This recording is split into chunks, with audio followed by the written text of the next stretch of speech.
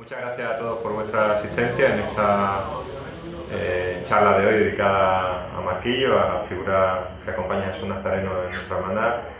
Antes que nada, agradecer de nuevo al Hotel María Luisa, a la propiedad, la celebración de esta semana dedicada a nuestra Semana Santa, y concretamente gracias por habernos hecho un hueco y poder hablaros y comentaros sobre el proceso de restauración y sobre la iconografía e historia de la figura de Marquillo. Teníamos previsto que viniera el restaurador Pedro Manzano, pero bueno, viene de Sevilla y todos sabemos las circunstancias en las que estamos, entonces bueno, pues ha declinado amablemente nuestra invitación por razones obvias, pero nos ha pasado algunos apuntes sobre el proceso de restauración con algunas de las fotografías que se hicieron durante todo el tiempo que estuvo en su taller en Sevilla, y posteriormente a la introducción que va a hacer Antonio de la Rosa, pues hablaremos un poco de ese proceso. Como digo, tenemos también de invitado a Antonio de la Rosa, muy conocido en nuestra ciudad por sus labores de investigación, sobre todo en temas de nuestra Semana Mayor, autor de muchas obras dedicadas tanto a la costalería como a la imaginería, y además fervoroso amante de nuestra cofradía.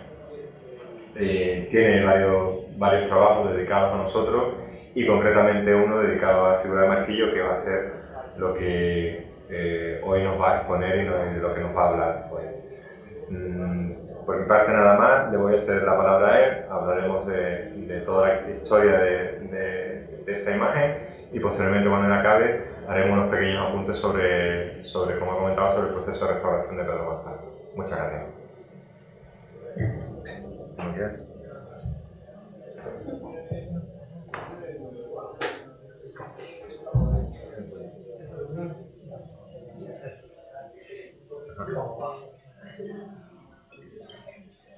Bueno, buenas noches. Como bien ha dicho Froilán, ¿no? Yo quiero mucho a la Hermandad del Nazareno, y por eso le dije que sí, que iba a venir, porque me avisó con 10 días antes. Como buen hermano mayor, como casi todas las hermandades. No es una cosa del Nazareno ni de Froilán, ¿no? Casi todas. Cualquier día me dicen: mira, que ayer tenías que dar una charla, se me olvidó avisarte y no viniste. Así vamos a escapar cualquier día, ¿verdad? Esto te avisan así, pero no es solo el Nazareno. No, hombre, bromas aparte, me llamó Froilán, me comentó el tema, ¿no? Que iba a venir Pedro Manzano, entonces se quería hacer hicieron una pequeña introducción para poner la conferencia en valor de la restauración, y bueno, como teníamos también poco tiempo y había escrito algo sobre la hermandad, pues decidimos más o menos que fueran unos minutitos de introducción y sobre la iconografía, ¿no?, de Jesús Nazareno y Marquillo, ¿no?, la famosa imagen de Marquillo. Aunque será breve los dos temas, los vamos a dividiendo en dos partes. Vamos a hablar de lo que es la iconografía del sayón, lógicamente centrándonos en Marquillo, y después, bueno, aquí prácticamente todos sois de la hermandad, sabéis el tema de que Marquillo estuvo sin salir unos años. Entonces, pues vamos a repasar a aquel tema, ¿no?, a aquellos años que nos salió, ¿no? Una cosa curiosa, porque las dos imágenes, el conjunto del sayón y del Nazareno, lo hace el mismo autor y se hace para procesionar el conjunto, pero bueno, hubo unos años que solo salió Jesús Nazareno. A modo de introducción, ¿no?, y antes decir que la figura de Marquillo es la figura más antigua que existe procesionando de sayón, ¿no?, de lo que es una imagen secundaria. Además es curioso, ahora lo hablaremos después, porque es una imagen del siglo XVII, que hasta la llegada de los valencianos, ¿no? De finales del 19, de la última década del 19, las tallas que vinieron de Valencia, ¿no? Para el prendimiento, para el ese homo del mayor dolor, etcétera, etcétera. La imaginería secundaria no se trabajaba, quiero decir, eran casi todas de cartón, de papelón, de una calidad bastante mala, e incluso en los libros de cuentas, ¿no? de muchísimas hermandades venía todos los años que había que repasar las figuras de los sayones porque eran de mala calidad. Entonces es curioso que la de Marquillo es una imagen perfecta, una imagen trabajada ya en madera y del siglo XVII. Entonces eso es una cosa muy interesante para nuestra imaginería y para la Semana Santa de la ciudad, ¿no? Una cosa que se hizo en el XVII y el resto de hermandades, como he dicho, hasta la última década del XIX, pues no, la figura secundaria pues era, no sé si, no lo he traído hoy, pero no sé si ustedes casi todos conocen esas imágenes que hay, esas fotografías de finales del XIX y principios del XX, de la coronación o de los judíos San Mateo, donde se ven ahí unos muñequitos así muy feos, muy ¿no?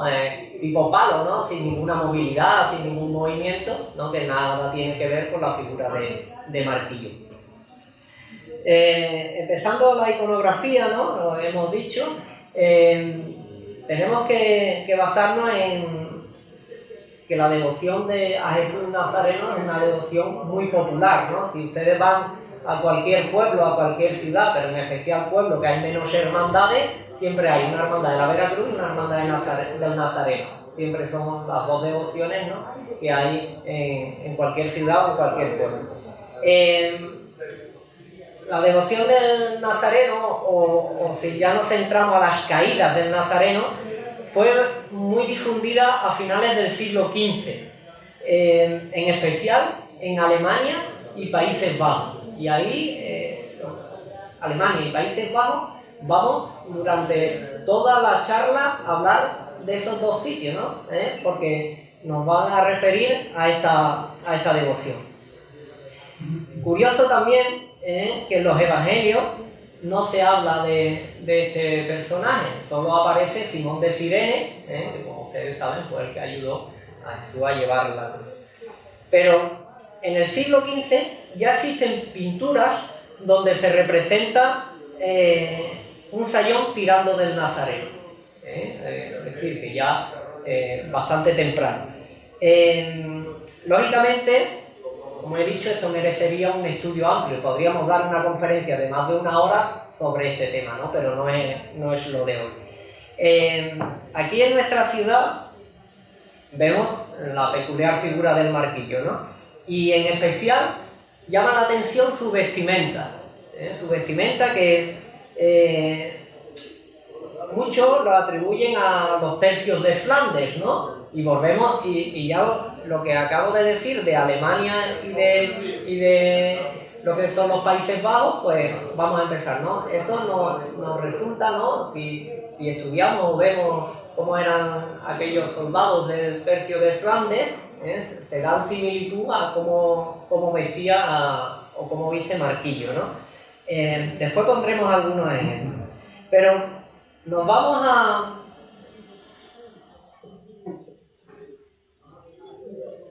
a ir y vamos a empezar por un valenciano que es Damián Forment. Damián Forment nació en 1480 y murió en 1540. Era valenciano, pero montó taller en la calle Zaragoza, en Zaragoza, y hizo el retablo mayor de la catedral de Santo Domingo de la Calzada de La Rioja. Que no sale aquí bien. Las cosas del directo. Antes era peor con las diapositivas. A mí se me ha caído el carro de diapositivas momentos antes de empezar la conferencia. Esto era peor. Bien. Entonces, como digo que destaca la imaginería del valenciano Damián Forment, que nace en 1480 y muere en 1540, con taller en Zaragoza, que podemos observar en el retablo de la mayor de Santo Domingo de la Calzada, ¿no? En La Rioja. También tienen la Catedral de Huesca. Y ven ustedes ya aquí abajo, ven un sayón, ¿ven? Y ven la manera de vestir que tiene, ¿eh? Muy parecida a lo que estamos hablando, ¿vale? Además, él siempre lo representa como una parte principal de la escena. Ven que está en primer plano, ¿no? No es una imagen que está metida detrás sino está en primer plano. Por lo tanto, es interesante. Pero no cabe duda que el que realizó las imágenes tuvo que conocer al alemán Alberto Durero, en la famosa La Pasión de Cristo, que fue publicada en 1511, o los conocidos grabados de Jerónimo Welz, que era natural de Amberes, y que fueron publicados en 1593 en el libro del jesuita Jerónimo Nadal titulado Imágenes de la Historia Evangélica.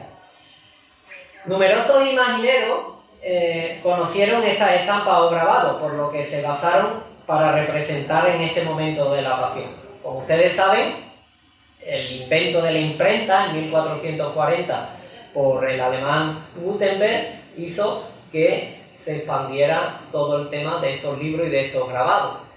Antes, aunque se viajaba, no había la posibilidad de ir a los sitios, ¿no? Entonces, estos dos libros y grabados hicieron que por toda Europa se transmitieran y muchísimos imagineros en Italia, en España, en Francia, empezaran a trabajar con la iconografía, ¿no? Con estos tipos de modelos, ¿vale?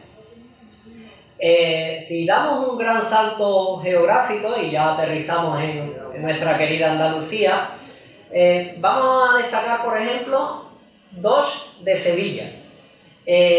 Por un lado, en el convento de Santa María de Jesús, muy cerca de la Casa Pilato, se ve este retablo ejecutado por Juan de Oviedo, el Viejo, en 1587. Y ven ustedes cómo se aprecia en el relieve el camino del Calvario, y ya ese sayón va con vestimentas muy parecidas a la imagen de Marquillo. Igualmente es curioso, aunque algo posterior, ¿no? La obra de Francisco Antonio Ruiz Gijón, ¿no? Como ustedes saben, el autor del Cristo del Cachorro, y que hace el paso del Gran Poder de Sevilla, de Jesús del Gran Poder en 1692. Y en una de las cartelas se ve la representación otra vez del sayón tirando de la soga de Jesús, y ven ustedes también la manera de cómo viste, ¿no? La manera muy parecida a lo que estamos hablando. Ya me voy a centrar en lo que es la hermandad, ¿no? Lo reseñado, ¿no? Con anterioridad nos hace pensar que el imaginero que los talló utilizó modelos iconográficos flamencos, ¿no? O germanos, ¿no? Para la hechura de estas dos imágenes. Aunque hoy en día no conozcamos el autor, no hay el documento del autor, podemos decir que si no era de esa zona, también podía ser imagineros castellanos, ¿no? Que trabajaban y conocían la escuela flamenca. Y en especial los ropajes de Marquillo, que como hemos visto en una breve introducción, que podría ser muchísimo más amplia, los ejemplos que hemos puesto van saliendo que visten igual. La talla del Nazareno, bueno, o del conjunto de Nazareno y Marquillo, porque las dos imágenes se hacen a la vez, eso no hay duda. Hay un documento que descubrió hace unos años Pepe Jacome y Jesús Antón, donde nos sitúa la imagen sobre 1671. Las dos imágenes rondan en eso.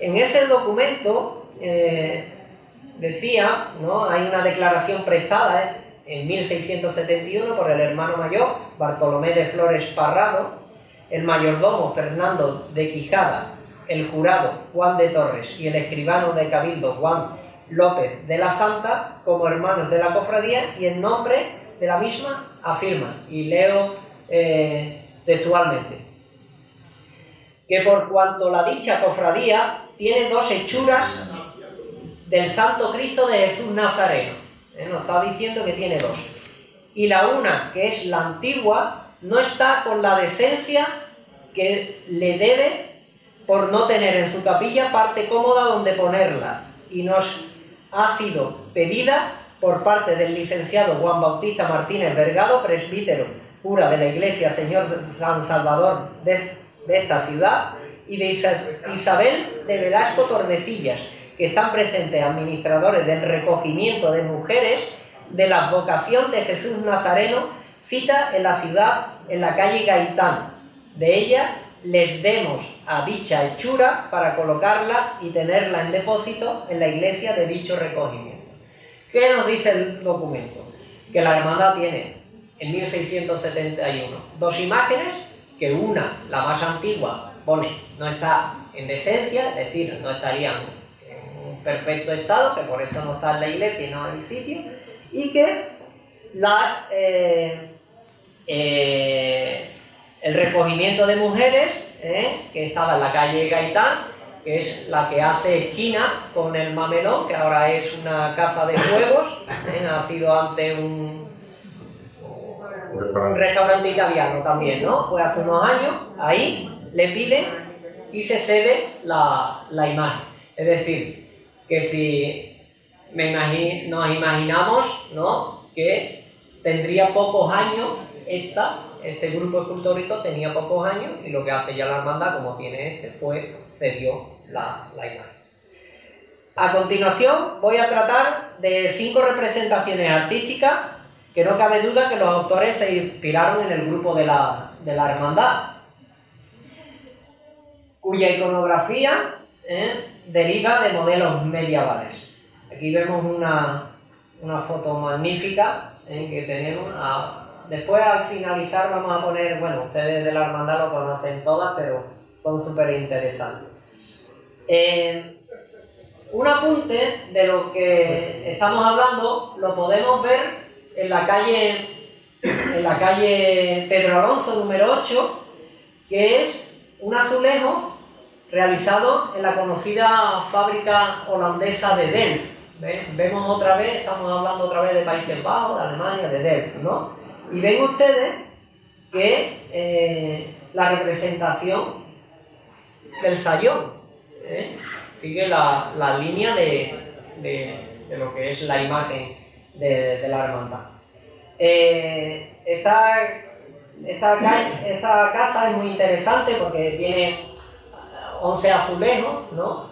Y posiblemente muchísimos azulejos vinieron a la Cartuja, y bueno, si ustedes también fueron muy conocidos los azulejos de Delft, y si van a Cádiz, a cualquier sitio de Cádiz, verán siempre representaciones de esto, y había un número de azulejos, y de también pues en Cádiz se pueden ver bastante en diferentes sitios, una cosa muy, muy interesante. También del 18, si ustedes van al convento de Santa Rita, también verán la representación que hay sobre los sayones, y ven ustedes otra vez el tipo de vestimenta, ¿no? En la misma línea. Cosas más curiosas. Si nos vamos a Sanlúcar de Barrameda, en el coro bajo del convento de las Descalzas, ven esta representación, ¿no? Es un grupo escultórico de unos 25 centímetros, no es muy grande, pero se basan totalmente en la figura en la hermandad del Nazareno, ¿no? Tiene una peana, como ven ustedes, y está el sayón, que es calcado, ¿no? Jesús Nazareno, San Juan Evangelista y la Virgen. está muy logrado, ¿no? Y tiene, según las corladuras propias, son del 18, ¿no? Yo diría, vamos, con otros expertos que hemos hablado, ¿no? Que esto tuvo que ser un dote, ¿no? Ustedes saben que cuando se entraba en el convento tenían que regalar un dote y alguien, la monja que entraba, tenía que ser de la hermandad, porque además de que ven ustedes la figura del sayón exactamente, si quizás la pantalla estaba muy lejana y no lo ven, pero la cara del San Juan es muy parecida a la del San Juan. Incluso ven ustedes que la Virgen tiene las manos entrelazadas, y la Virgen, como ustedes saben, la Virgen antigua de ustedes, del traspaso, tenía las manos entrelazadas, incluso cuando va a las tres caídas, ¿no? Hay un Chabeli le cambia las manos entrelazadas por manos ya abiertas, ¿no? Entonces, como intuimos que tuvo que ser un dote, ¿no? Porque hablando con la madre priora nos informó que, bueno, que no sabía exactamente el origen, pero que según los indicios que había, llevaba más de un siglo allí ya en el convento. Continuando, nos vamos a ir ahí a Santo Domingo, al retablo de los montañeses, y si ustedes se fijan en el retablo alrededor, ¿no? Hay el retablo de Agustín de Medina Flores y Diego Roldán. Hay unas pinturas que fueron ejecutadas por Salvador Rosillo en 1752, y bueno, ven ustedes, ¿no? Que es Rosillo en ese momento. Para hacer eso sigue también la línea de la hermandad, ¿no? El sayón y cómo tira de Jesús Nazareno.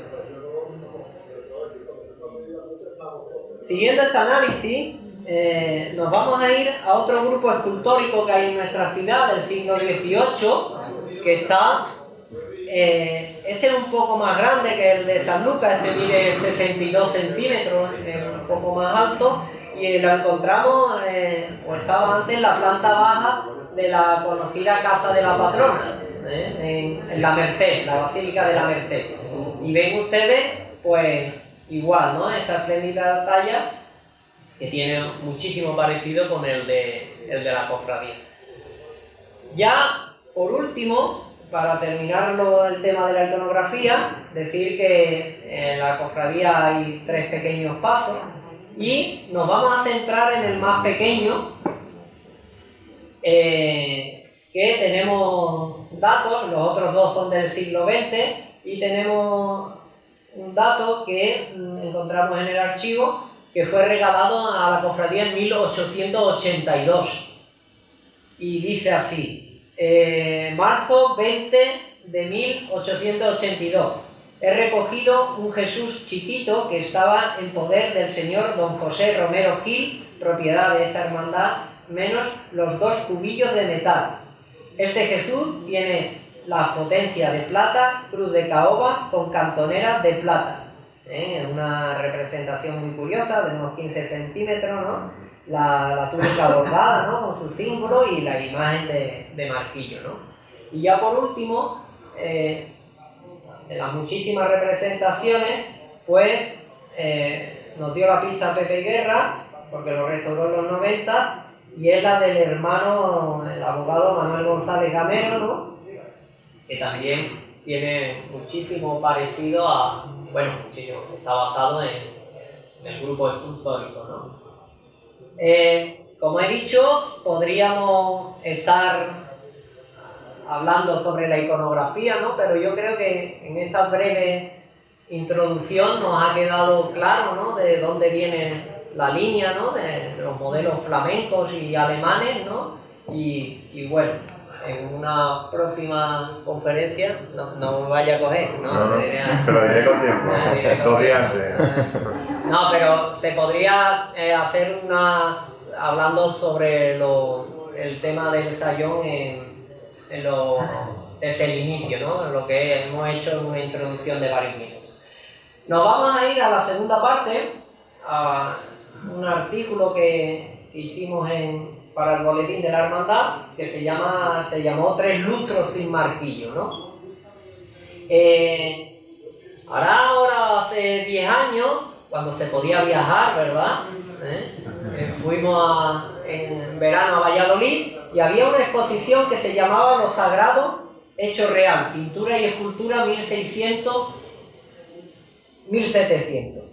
En el Museo Nacional de Escultura, si ustedes han ido alguna vez o si no, ahora cuando pase esto, tienen la oportunidad de viajar, es una maravilla, ¿no? Ahí pueden ustedes pasar horas y horas y horas viendo que hay imágenes de Montañés, de Juan de Mesa, de Pedro Roldán, de Juan de Juni, Gregorio Fernández, Pedro de Mena, Alonso Caro, Berruguete, es decir, todo lo mejor de la imaginería está allí en el Museo de Escultura.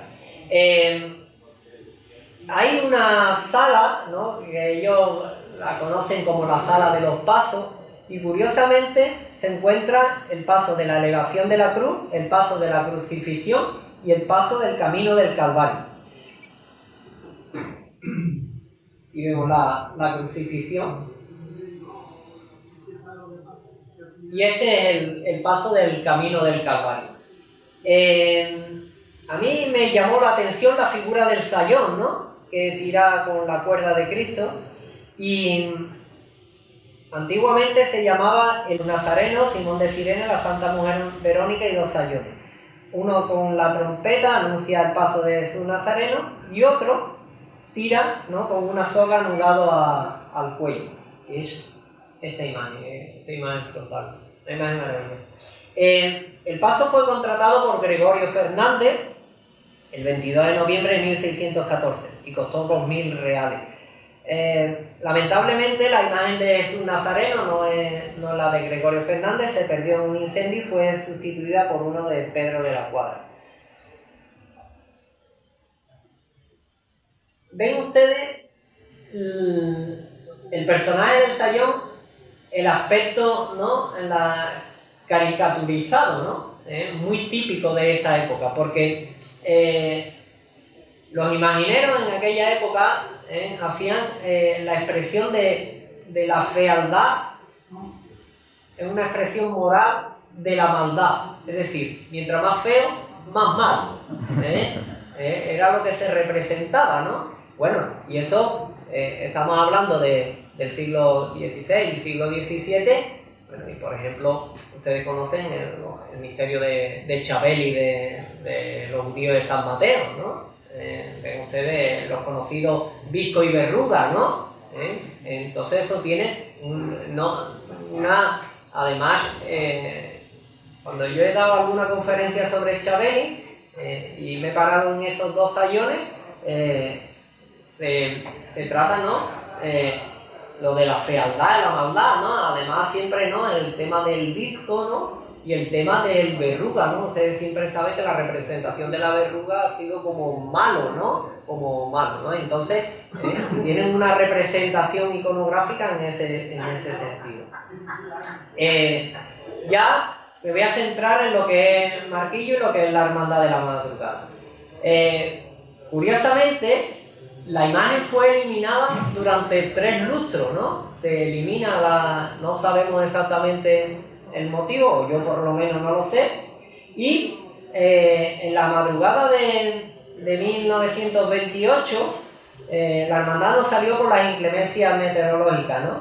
Ahí en el Guadalete del 6 de abril del 28, dice la portada. Posiblemente ya en ese año no fue colocada la imagen. ¿Y por qué? Porque al año siguiente, en el Guadalete del 28 de marzo de 1929, en una sesión que se llamaba Fe y Tradición, firmado por Sebastián Sañudo Muñoz y titulado Marquillo, se extrae, como dice, pero latiendo esta aún las protestas del año anterior, es decir, aunque no salió, ya especifica que no estaba, que pudieran muy bien reverdecerse en el presente. Y transcribo así rápidamente el artículo. Dice: De nuestros abuelos aprendimos el calendario, la coronación el domingo de Ramos, el martes los judíos de San Mateo, el miércoles el prendimiento, el jueves el dolor, por la madrugada Jesús y la piedad, dice esta última cofradía ya variada, el viernes el Cristo y el Santo Entierro, y el pueblo fervoroso cree en ello como en cosas sagradamente inalterables. El día 29, el día que en el Cristo o Jesús desaparecieran exteriormente las cuadrillas cargadoras, la tradición sufriría un rudo golpe. La fe en lo más íntimo, lo más supremamente hermoso de la humanidad, pero encarna la tradición tan indestructible perseverancia en el sentimiento de un pueblo que creemos debe ser respetada. El paso de nuestro Padre Jesús Nazareno, con él la efigie más maravillosa de Montañés, eso siempre pasaba. Una buena imagen, Montañés, Roldán. Había dos. Y ustedes saben perfectamente, Juan de Mesa y Velasco, que todo el mundo conoce a Juan de Mesa y Velasco, apareció 300 años después. Apareció a principios del siglo XX. Juan de Mesa y Velasco, y estamos hablando de Jesús del Gran Poder, del Cristo de los Estudiantes, del Cristo del Amor, pues apareció 300 años después. Eso era muy típico. Yo que he ido también por el tema de Castillo La Astrucia a muchísimos lados, ¿no? En todos los pueblos había Martínez Montañés y te enseñaban las fotos. Se perdió en la guerra civil. Y decía tú, ¿Martínez Montañés? Sí, Martínez Montañés. Lo cual saqué la conclusión que o no es verdad o Martínez Montañés hizo 10.532 imágenes. Porque todo es de montaña. Bien. Dice... Es Marquillo una de las figuras más populares, es algo que va íntimamente unido a la devoción de que el pueblo siente por la ordenada y admirable cofradía. Y bien, y dice, lo de ordenada cofradía, si ustedes tienen tiempo y ya se ha digitalizado algo, existe por la Junta de Andalucía la hemeroteca del periódico del Guadalete. ¿Eso se pueden pasar ustedes? Horas no, años. Porque además te entretiene, vas a leer una cosa y después entretiene otra. El Cristo en esa época decía la cofradía del desorden ordenado. El Cristo siempre decía la cofradía del desorden ordenado. Bien. Hay y dice, míralo por donde viene, Marquillo con su plumero, los cordeles liados al brazo, jalando del Nazareno. Respetadísimas para nosotros las decisiones de quienes puedan decidir. Ya ahí les va a meter al hermano él. Pero latiendo están aún las protestas del año anterior, que pudieron muy bien reverdecerse en el presente. Y nada tan discordante en la noche única en la que el Señor de los Señores pasea su amargura por la redención de los hombres, que en el devoto pueblo jerezano se advierte, en vez de florilegios, de saetas, lamentaciones y reproches. La no presencia de Marquillo en el paso lo confirma la crónica del Diario de Jerez del 31 de marzo del 29 en su portada. El paso del Nazareno ofrecía como novedad de ir esta venerada imagen sola, habiendo desaparecido la escultura de Marquillo y el paso más amplio y lujosamente dorado, ¿no? Es cuando se hace este paso. Además, señalar que ese paso, procesionó hasta 1945, ya como ustedes saben, al año siguiente se estrenó el de Juan Pérez Calvo, que es el que se conserva en la actualidad. En la Segunda República, la hermandad no procesiona como otras, en el 32, en el 33, el 34, como ustedes saben, solo procesiona el Cristo de la Aspiración. En el 35 sí, vuelven las cofradías a procesionar y en el 36 desgraciadamente. Sería al año siguiente, en el 37, donde después de este periodo convulso de la Segunda República, cuando vuelve a realizar estación de penitencia. Aunque sigue sin hacerlo la talla de Marquillo. Y después de 3 lustros, en la Semana Santa de 1944, volvió a procesionar la popular figura. Se firma en el periódico Ayer, del 9 de abril del 44, en su página 5, dice: el paso del Señor de tan popular y arraigada devoción en nuestra ciudad ofrecía como novedad la reposición de la figura popular del Marquillo. Ya desde ese momento, bueno, aquí hay una foto del 37, Como ustedes saben, desde ese momento siempre ha procesionado, exceptuando en la salida procesional del 2003, de marzo de 2003, de la medalla de la Unión de Hermandades, pues siempre ha procesionado. Voy a terminar con 3 fotos, ¿no? Para lo que decía al principio, que van unidos, ¿no? Este grupo escultórico va unido siempre, ¿no? Y bueno, esta foto, que es una maravilla, Eduardo Pereira, como ustedes saben, el gran fotógrafo Eduardo Pereira, siempre estaba enamorado de esta fotografía. Además, Eduardo, que tenía unos conocimientos no solo como fotógrafo, sino en historia de la fotografía, saben ustedes el libro aquel que escribió sobre la fotografía en el siglo XIX, relata que esta fotografía puede datar de 1870 aproximadamente. Ven ustedes ahí, yo cuando doy la charla a los niños en los institutos del origen de las cofradías, que se quedan así mirando muy rara la foto, digo, ¿ven ustedes ese señor vestido de nazareno que está a la izquierda? Bueno, a vuestra derecha ahora, digo, no mide 3 metros 40, medirá unos 72. Porque claro, se quedan asombrados de lo pequeño que son los pasos y la puerta de San Juan de Letrán, ¿no? Es de los primeros años. Eduardo decía que esta fotografía es la primera fotografía de Semana Santa que existe en la ciudad y posiblemente entre las 5 o 10 primeras que existen de Jerez.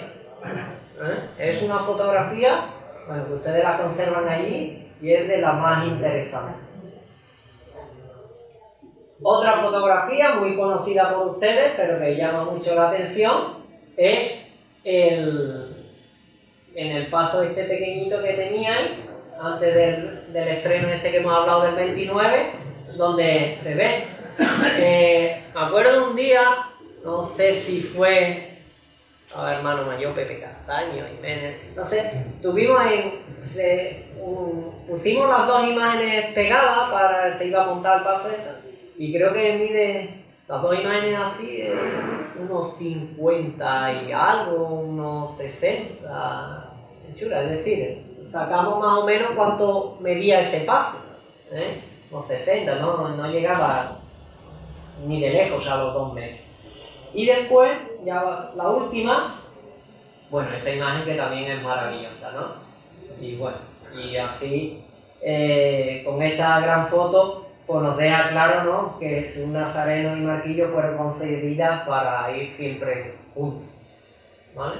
Aquí termino la introducción o la charla, o un poco hemos hablado de la iconografía de Marquillo, de su ropaje, su peculiaridad y bueno, curiosamente que no saliera unos años, ¿vale?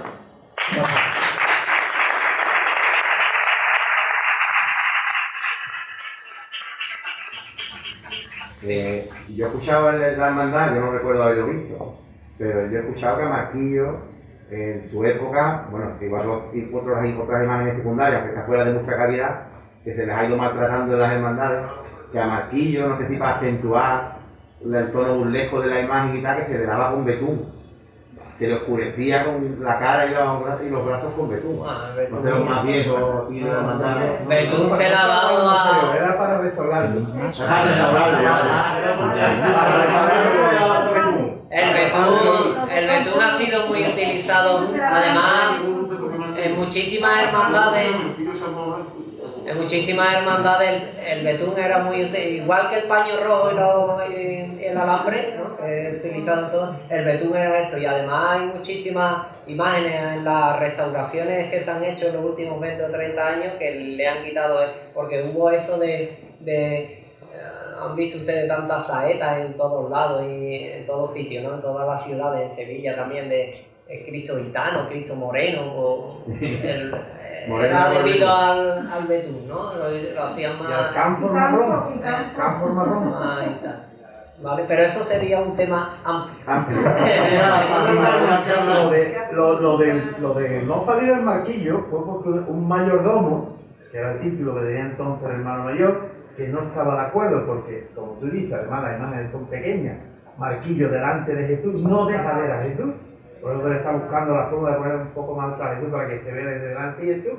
tiró a Marquillo para romperlo.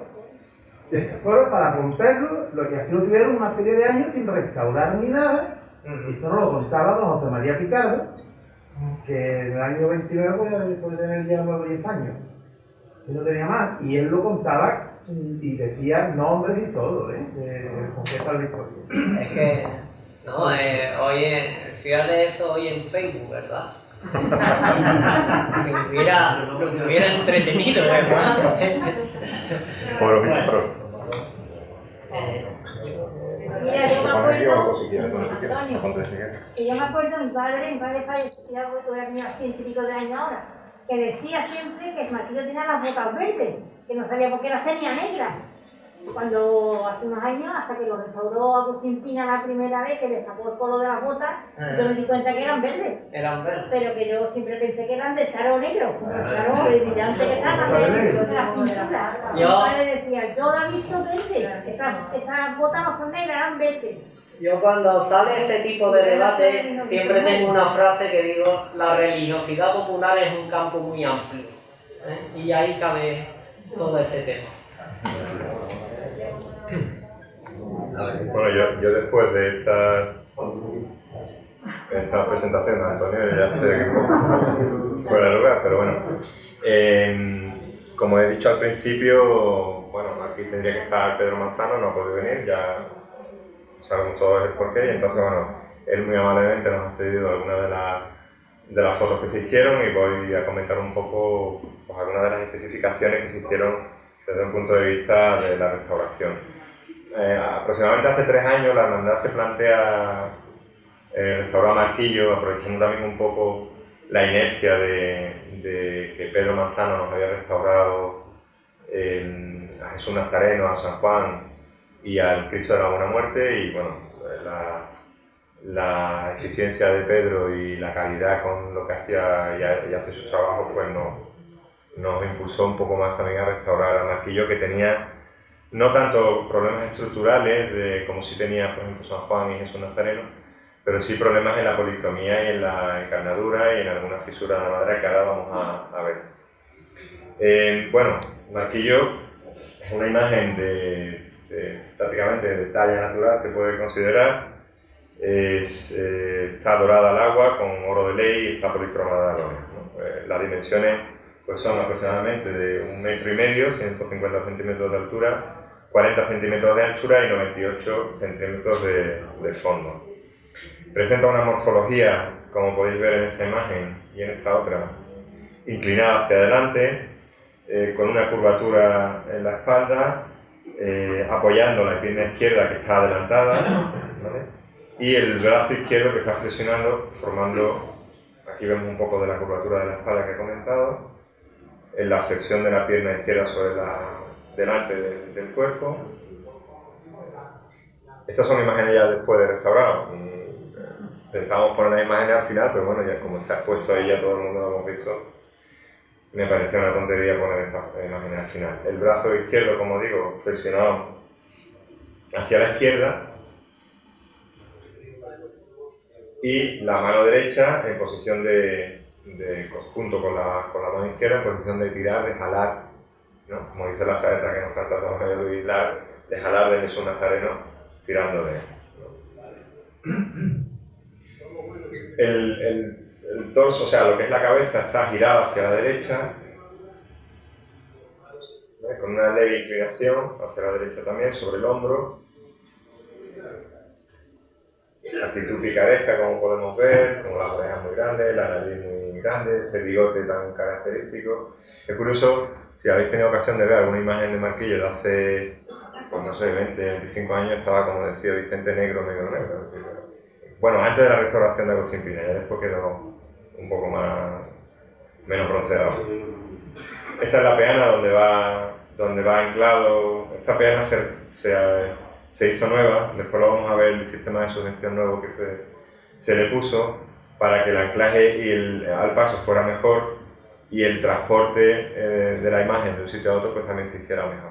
Eso fue una experiencia que hicimos con Jesús Nazareno, donde se le pusieron unas asas y funciona bastante bien para que después el equipo de mayordomía pueda mover las imágenes con más facilidad, ¿no?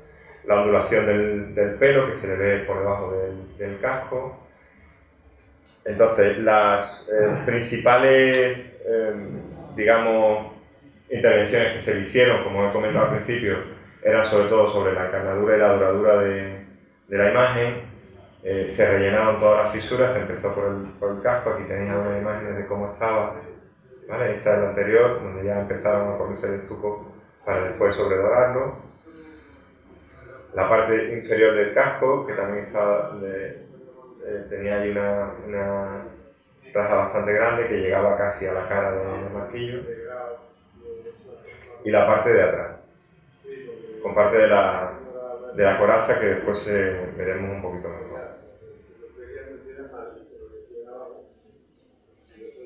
La parte del cuello tenía una hendidura.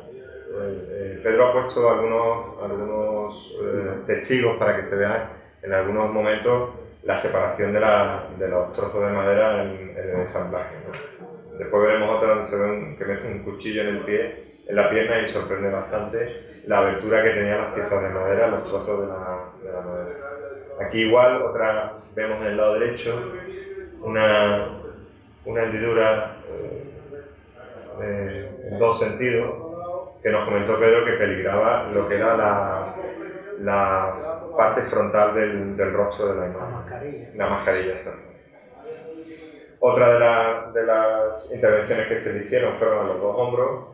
El hombro izquierdo, donde se le creó una sujeción para que aguantara el brazo, y en el hombro derecho con la parte de la ficha, digamos, del bolso que lleva, del cinto que sujeta la espada. Tenemos una imagen un poco más completa de todas las hendiduras y todo lo que se le cubrieron para sobredorar después. Nos contó Pedro que efectivamente la imagen a nivel de estructura no estaba mal, es decir, no se iba a caer como si tuvimos el riesgo con el San Juan, pero que sí a nivel de lo que era el dorado estaba muy mal. Esta es una de las partes del brazo izquierdo. Es curioso que el brazo izquierdo está un poco separado del cuerpo y por detrás está en madera, no tiene encarnadura ninguna. El hombro derecho, donde hubo que meterle un suplemento de madera, abrirlo y meterle un suplemento de madera para poder sellar bien los trozos que unían el brazo con el tronco. ¿Ves? Aquí se le metió primero la sujeción con el trozo de madera y después se fue rellenando. Hay un testigo también de la hendidura que tenía, de los huecos que tenía Marquillo por dentro.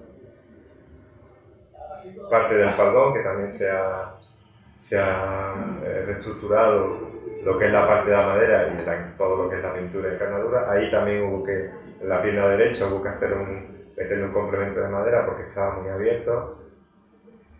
Claro, la madera al abrirse sufre todas las inclemencias de la humedad del tiempo, y entonces la madera, aunque por fuera la imagen parece que está bien, pero la madera por dentro pues a veces se pudre y demás. Por supuesto se le hizo un tratamiento para los insectos. Aquí hubo una sujeción de la pierna para que quedara bien sellada. Igual en la pierna derecha, ¿ves? Aquí el testigo de las hendiduras que tenía la imagen. Y igual, el mismo proceso que se hizo en el hombro derecho, de meterle un suplemento de madera para que sujetara. Aquí vemos la sujeción de la parte que ya estaba más tocada del faldón y de la espada. ¿Veis? La espada fue nada más que tocarlo y se quedó con el trozo en la mano Pedro. Eso estábamos allí cuando fue nada más que llevarlo. Parte de la coraza, que también se ha restaurado, y el brazo derecho que tira. Este es un sistema de pernos que nos contó Pedro, que a través de un tornero de allí en Sevilla lo está utilizando en muchas restauraciones. Está hecho de un material, ahora mismo no recuerdo cuál, pero la madera no sufre absolutamente nada, ni cambios de temperatura, ni ningún tipo de dilatación, ni nada. Y luego otra cosa que se le hizo, esto es nuevo, no pudimos restaurar el penacho de plumas porque estaba muy deteriorado, pero también se contrató a no sé si era un florista o alguien que se especificaba en este tipo de material, y se hizo uno igual, calcado, y quedó, la verdad que quedó muy bien. Este es el sistema de sujeción de la peana. La peana se hizo nueva y este es el sistema de sujeción que ya lo tenemos en Jesús Nazareno, con unos pernos que se quitan, se ponen y se quitan. Es mucho más fácil transportarlo, incluso subirlo al paso por el equipo de mayordomía. Y aquí pues vemos algunas de las imágenes de cómo ha quedado ya en la restauración. Son imágenes parecidas a la primera, donde bueno, la imagen ha ganado en imagen propiamente dicho, porque en limpieza, en brillo, en el color, sobre todo el faldón, esta parte roja prácticamente no se veía, los dibujos de las esteatas tampoco se veían prácticamente, el brazo con el sistema venoso, el color de las manos, en fin. Y esa es la lista característica de Marquillo. Básicamente me hubiera gustado que Pedro hubiese hecho una aplicación mucho más técnica y más acorde con los conocimientos que él tiene que yo. Pero bueno, es lo que tenemos y de nuevo le agradezco que haya tenido esa deferencia con nosotros, mandarnos las imágenes y estos breves comentarios sobre la restauración. Yo creo que con esto concluimos ya esta charla. De nuevo os agradezco a todos que hayáis venido, que hayáis estado aquí con nosotros acompañándonos. De nuevo agradezco a la dirección del hotel, a Júcaro, por su ayuda, por su colaboración, no solo hoy, sino toda la semana, que el pobre se lo está currando bien. Y nada, yo os invito a que vengáis mañana y sigáis asistiendo a las jornadas estas tan interesantes y tan bonitas que ha organizado el Hotel María Luisa. Muchas gracias a todos.